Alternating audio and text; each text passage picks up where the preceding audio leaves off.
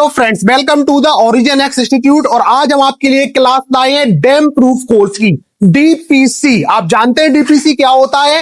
DPC अपनी building में कहां यूज करना है, और जब भी आप अपना फर्स्ट फ्लोर के ऊपर जब फ्लोर बना रहे होते हैं तब आपको कैसे अपनी ब्रिक वर्क लगाना है। तो आपने देखा होगा कि ये कॉलम है और ये एक कॉलम है। इस कॉलम टू कॉलम आप देख सकते हैं, ये हमको यहाँ पे एक दीवार जाने वाली, ऊपर हम वॉल बनाएंगे।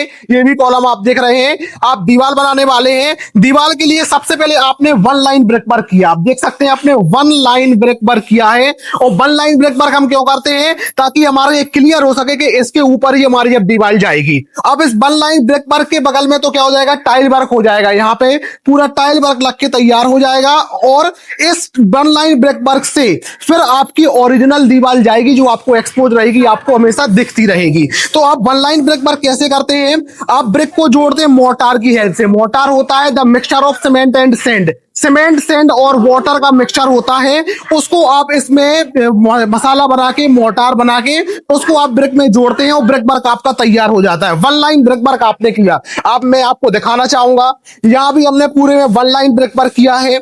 यहां भी कॉलम टू कॉलम आपकी बॉल जा रही है, नीचे बीम बनी हुई है। ये आपको हमेशा याद रखना है कि बीम हम वहीं बनाएंगे जहां पर आपने ब्रिक वर्क देने वाले हैं। यदि हम बिना बीम के ब्रिक वर्क कभी नहीं देते, मान लीजिए कि मैं चाहूं कि यहां पे कोई दीवार बना दूं, तो मैं नहीं बना सकता हूं, क्योंकि यहां पे बीम नहीं बनाई है। जब बीम होती है, बीम के ऊपर ही हमेशा आपका ब्रिक वर्क जाता है। आप देखिए यहाँ पे हमने ब्रिक वर्क कर रहे हैं, तो बीम डाली हुई है, ये हम ब्रिक वर्क बना रहे हैं। आपने देखा होगा यहां भी हम देखिए पूरे में हमने brick work, one line brick work किया है। अब वन लाइन ब्रिक वर्क करने के बाद क्या होने वाला है, वन लाइन ब्रिक वर्क करने के बाद इस तरीके से हमको कंक्रीट बनाना है। ये कंक्रीट हमने यहाँ पे M15 ग्रेड का कंक्रीट लिया है। M15 मतलब होता है रेशियो, जिसका 1:2:4।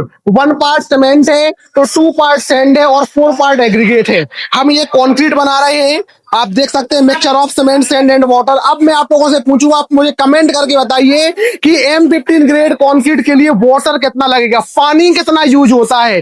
तो आप कमेंट करके मैं बताइए पानी कितना लगता है। मैं नेक्स्ट वीडियो में आपको बताऊंगा कि कंक्रीट में पानी आपको कितना डालना है।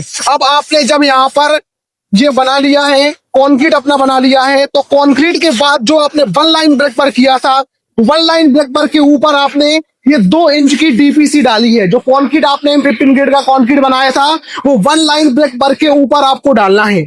ये आपने ऊपर डाला हुआ है, ये आप देख सकते हैं। इसको हम डीपीसी कहते हैं, डैम प्रूफ कोर्स, डीपीसी। मैं बार बार बोल रहा हूं, डीपीसी, डैम प्रूफ कोर्स। ये डीपीसी हम डालते हैं। डीपीसी हम क्यों डालते हैं, ताकि अभी इसके बगल में तो टाइल वर्क हो जाएगा और अब इसके ऊपर दीवार चलेंगी। तो जब दीवार चलवाना है तो नीचे हमको डीपीसी डालना होता है। डीपीसी डालने से क्या होगा, जो डैम्प होता है, डैम्प मतलब कहलाता है मॉइस्चर, वो मॉइस्चर को ये हमारा कोर्स रोक लेता है। जो आपको ये पट्टी दिख रही है, ये मॉइस्चर को रोक लेती है, मॉइस्चर को रोकती है। और यदि यहाँ पे कोई क्रैक ट्रेवल करने वाला है तो उस क्रैक्स को भी रोक लेती है। तो आपको जब भी दीवार बनाना है जहां पर भी बीम के ऊपर, तो पहले आपको वन लाइन ब्रिक वर्क करना है। वन लाइन ब्रिक वर्क करने के बाद 2 इंच का आपको डीपीसी डालना है। डीपीसी के स्टैंडर्ड थिकनेस 40 mm होती है, बट 40 mm को हम लगभग 2 इंच ही मानते हैं, तो हम कहते हैं कि 2 इंच की हमने डीपीसी डाली। अब 2 इंच की आप डीपीसी डालेंगे, उसके ऊपर फिर आपको कंटिन्यू ब्रिक वर्क करना है। फिर आप कितना ब्रिक वर्क करेंगे, 3 फीट तक आप ब्रिक वर्क करेंगे। 3 फीट पे ब्रिक वर्क करने के बाद एक आप 4 इंच की डीपीसी डालेंगे, ठीक है। उस 4 इंच की डीपीसी को आप सील बैंड कहते हैं।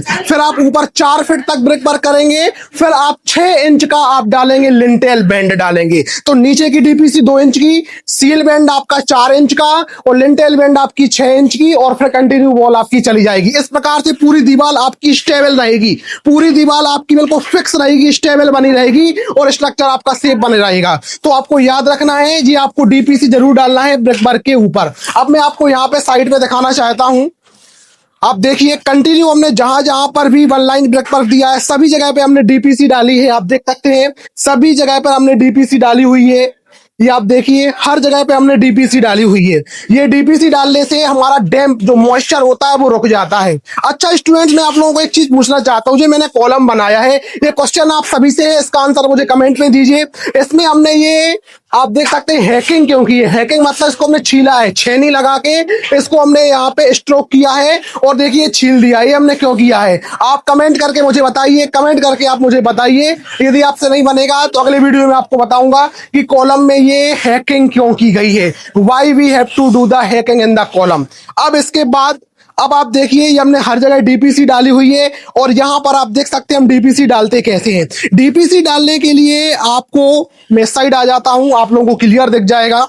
आप देख सकते हैं वन लाइन ब्रेक बार किया है हमने, ये ब्रेक बार का आपको दिख रहा होगा, ये ब्रेक बार का आपने किया है और ब्रेक बार के ऊपर आप डीपीसी कैसे डालना है, दोनों तरफ से आपने फर्मा लगाया, इस तरीके से लगाया और बीच में आपको डीपीसी डाल देना है और ये डीपीसी इवन रहे इसके लिए थोड़ा सा पाउडर पार्ट में आप सीमेंट लेके हल्का सा ये सीमेंट आप लेके इसके ऊपर ऐसा ऐसा डाल देते हैं, ठीक है। अभी मैं नहीं डाल रहा हूं बट ये आप सीमेंट डाल देते हैं तो इवन सरफेस बन जाता है। ये डीपीसी आप डालेंगे, इसके बाद इस फर्मे को आप निकाल देंगे और फिर आप इसके कंटिन्यू इसके ऊपर एक दिन बाद आप पूरी दीवार चला सकते हैं। तो फ्रेंड्स इस तरीके से आप यदि हमसे सारी चीजें सीखते हैं और आपको यदि अच्छा लग रहा है तो हमारे वीडियो को लाइक कीजिए, कमेंट कीजिए। कोई भी क्वेश्चन आपके माइंड में है तो आप कमेंट कर सकते हैं, हमसे पूछ सकते हैं, जिसका आंसर हम आपको कमेंट सेक्शन में भी देंगे और यदि आप डायरेक्ट हमसे पूछते हैं तब भी हम देते हैं। हमारे ओरिजिन एक्स इंस्टीट्यूट को आके ज्वाइन कीजिए और सिर्फ प्रैक्टिकल ट्रेनिंग को गेन कीजिए, जिसमें आपको बहुत सारी चीजें सीखने का मौका मिलेगा और एक आप परफेक्ट इंजीनियर बन सकेंगे। तो फ्रेंड्स इसी प्रकार से हमारे वीडियो को देखते रहिए और हमसे नॉलेज को गेन